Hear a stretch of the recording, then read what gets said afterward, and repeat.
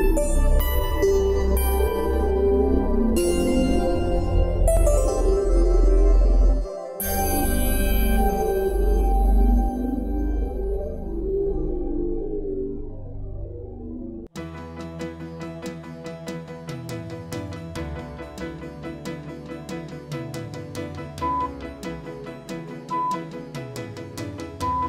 a board member of the coalition since 2007, Edward Ross has been our go-to guy when it comes to navigating us through the complicated maze of cross-systems policy. You don't usually hear people describe things like professional licensing or ambulatory patient groupings as exciting stuff. But it must be to Ed, because Ed knows the regulations. He adheres to them so diligently that Les Halpern, the CEO of ICD, refers to him as my rule-adherent Calvinist. Ed is the guy in the room that asks the most pointed questions at the most appropriate times.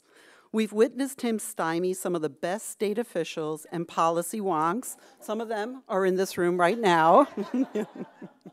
Ed broadens our understanding of the problem at hand. His insight and intuition during policy design discussions help to smooth out the implementation of systems change.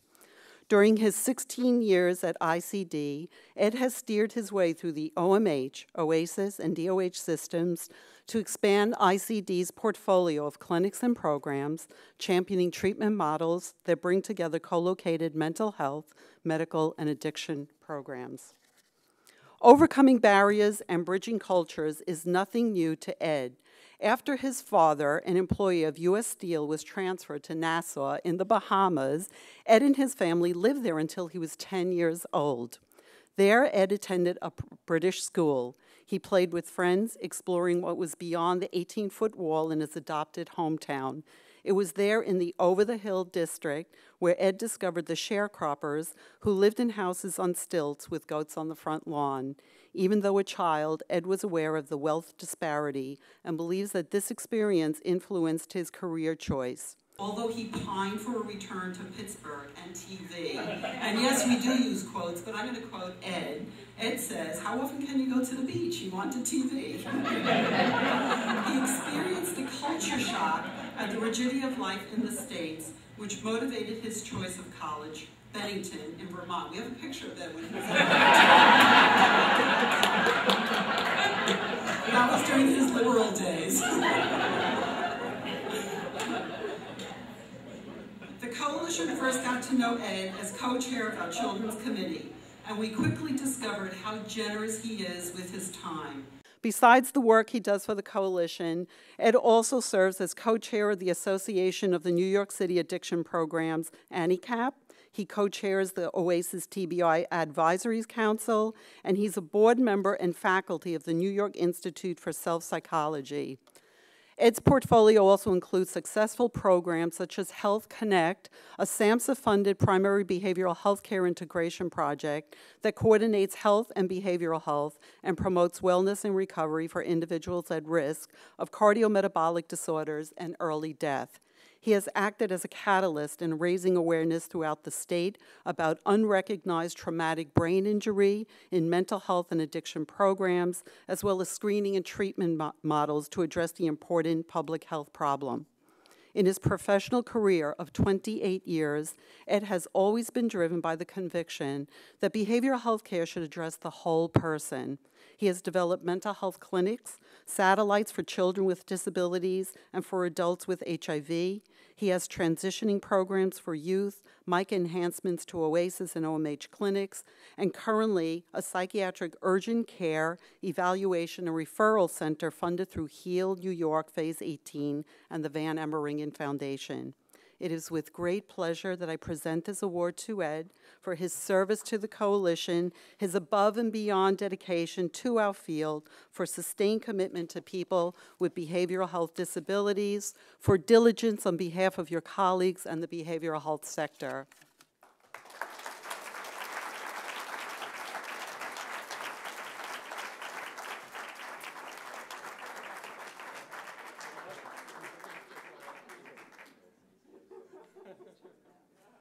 I want to thank, first of all, the staff of the Coalition, my colleagues on the board of the Coalition. No organization like the Coalition can function without a terrific staff and without really involved board members. And I am involved in other organizations, and I can tell you that the Coalition is absolutely the first class in terms of the involvement, I think, of everyone in this room. And I also want to say I'm really aware that there are many other colleagues of the Coalition who I think are deserving of this award. And I must say, when I got the call from Pat, I was a little surprised. But then I sort of thought, I remembered, well, you know, years ago when ICD joined the Coalition, it was actually because I called Phil. Phil didn't have to call me. And I guess I just wonder, Phil, presumably you'd like others to follow in those footsteps a little bit more frequently, right? So anyway, it's true. I confess it. I've energetically supported the work of the Coalition over the years. The Coalition embodies what I think inspired so much of us to get in the field of mental health and substance abuse. To me, there's something noble about a group of agencies with competing interests, putting those interests aside, working together for the common good. And really, the bottom line for the Coalition, I can tell you this from committees, from board meetings, wherever, really is about consumers. And it really is about what promotes recovery and wellness. And that really is the bottom line for the Coalition. So I'm really, it means a lot to me to be part of this. So in what I'm going to say now, I'm going to echo what others have said, maybe bring us down a little bit below the 35,000 feet level. I mean, it really feels at what we're facing over the next several years that we need the Coalition more than others, but more than any other time. It really feels like change is barreling towards us at a hypersonic speed. We're dealing with a cacophony of acronyms. Some old, some new, medical health homes, ACOs, BHOs, RIOs, APGs, OMIG, MRT, Medicaid cuts, integration of state agencies, the role of New York City in all this. Some would call this the most perfect storm facing us. We're not stuck in a boat in the North Atlantic, but it does really feel like we're getting ready for a big one. I noticed the commonality of kind of oceanic metaphors in previous speakers. So anyway, I just want to say from our point of view, from my point of view in ICD, that we really hope that the new managed care system that emerges from these changes really preserves what's good about the one that we have, recognizing that we all need to, as Donna said, really move forward with absolutely needed change. So we know that, let's see, I'm sorry. I'm sorry. I'm talking here specifically about many agencies that really know their communities, that know their client populations and specialize in various ways to meet the panoply of needs of very vulnerable and, given the grim economy, increasing numbers of New Yorkers. So that's on one side. With regard to the positive changes we hope to achieve through Medicaid redesign, we know that individuals with mental health and substance abuse disorders die 25 years younger than the general population, due mostly to cardiometabolic diseases, and that a mammoth proportion of healthcare expenditure goes to taking care of those preventable conditions. As Pat said in kind of her introduction of me, I mean, we're kind of doing a lot of things at ICD. Our service model is pretty unusual. We provide medical, mental health, and substance abuse services all in one location, licensed by DOH, OMH, and OASIS. In many ways, we really are already a health home and have been a health home for many, many years for our clients. In some respects, it feels like policy has finally caught up to what we've known for years. In real life, there is no actual separation between health and mental health. And the silo design of health and behavioral health is counterproductive in so many ways. But with truly integrated care and with adequate support and incentives for mental health agencies, we know from experience at ICD and other agencies that it's possible to dramatically reduce the cardiometabolic risk and mortality in individuals with mental health disorders. We have our own specialized program now called Health Connect, funded through SAMHSA, again, really thanks to Linda, who clearly was the brainchild of these programs that are funded throughout the country. It integrates health and mental health in a new way. We provide care coordination, wellness education. We employ health navigators who do this. We employ wellness coaches. And the consumers really are already achieving, according to the outcome measures required by SAMHSA, quite impressive improvements: decreased blood pressure, smoking reduction, smoking cessation, improvements in well-being, significant weight loss. The weight loss part alone has led some of our staff to fantasize about trying to sign up themselves. So programs like this are running and have been established by other agencies. Again, we know as a field we can do it, and we're really grateful, again, Commissioner, that we have this 2-year period to figure out how we can help. We can all work together to kind of make this work, because we really believe we know the clients, we have the relationships with the clients, and we can together achieve the outcomes that we all are looking for. Now, I can't resist mentioning something about brain injury. ICD does have a foot in the brain injury world, and through that we've been able to look at brain injury from the point of view of substance abuse and mental health.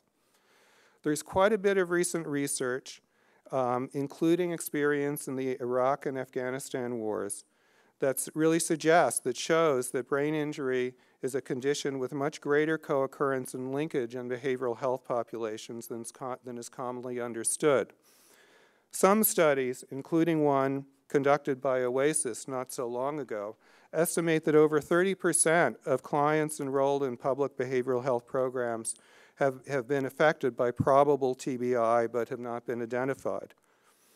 30% is a huge amount of people, and most of them don't qualify for formal brain injury programs like the brain injury waiver, in part because their brain injuries, number one, aren't recognized, and number two, many of them are quote unquote mild.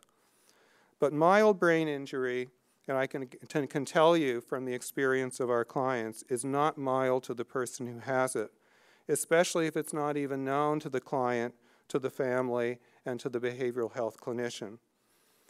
This issue may not attract great attention at present, and I understand that there are many other areas of focus, particularly on mental health and substance abuse and health from a broader point of view.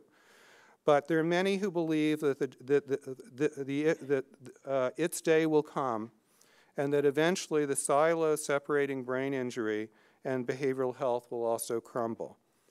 Below the radar, there are various projects afoot and going on to disseminate this information and cross-fertilize knowledge. Oasis, I might mention, actually is doing brain injury in the addiction treatment centers that it runs. And so in closing, I want to thank my dedicated staff and my colleagues at ICD, my boss, Dr. Les Halpert. I also want to thank my family who's here, my wife Jerry, my mother and father Cassie and Bill, made the schlep from Pittsburgh. And just to pick up on working with Les at ICD, it's really been an exciting time in about the 10 years he's been with us. We've really seen considerable growth in our behavioral health services, growth in our medical services also. I'm really grateful to the opportunity to help lead it, and I want to thank the coalition and everyone I've worked with in the coalition for this award.